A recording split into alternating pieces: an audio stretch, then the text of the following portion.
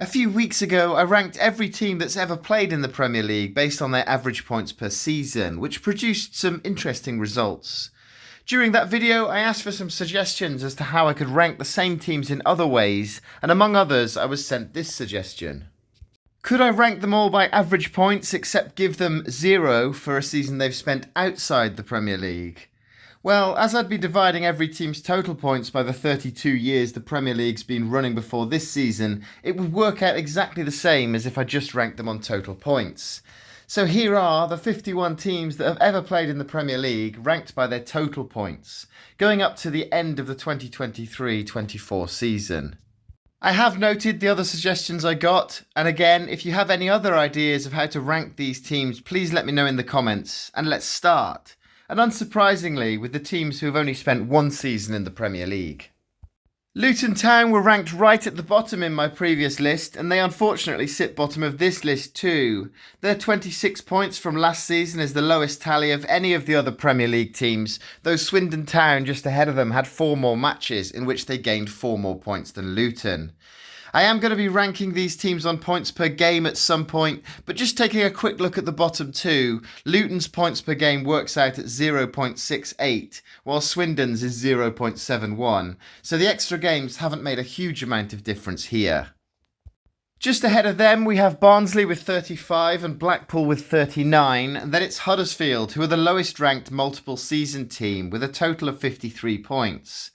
Like Huddersfield, Bradford, Cardiff and Oldham were all in the Premier League for 2 seasons, while Oldham benefit from having 42 games in both of their top flight seasons. Then there's quite a jump up with Reading 30 points up from Oldham, though they did have an extra season to amass those extra points.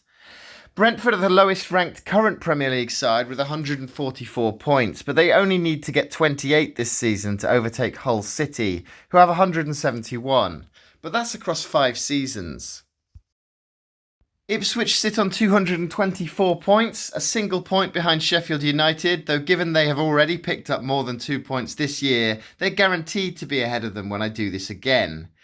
Should Ipswich manage 51 points this season, they'll overtake Derby County, who sit on 274, but it took them 7 seasons to get there. Watford with 285 points are behind several others despite having played more seasons in the top flight. Bournemouth had 298 before this season, though they're guaranteed to be ahead of Birmingham, Portsmouth and Queen's Park Rangers next time I make this list.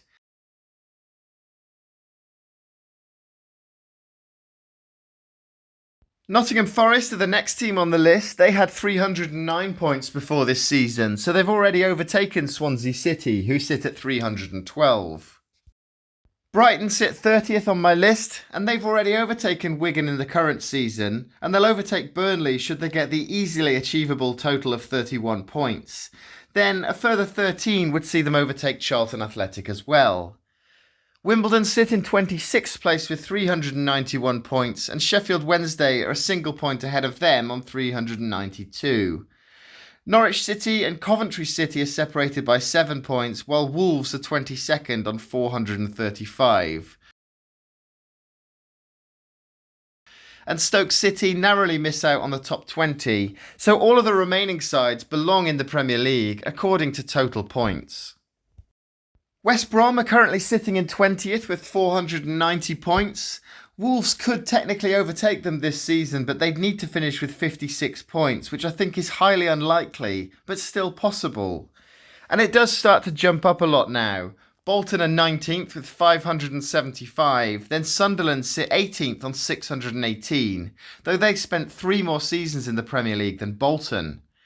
And Crystal Palace take their rightful place in the Premier League on 658 points, with Middlesbrough just ahead on 664, though those two will be swapping places at the end of the season.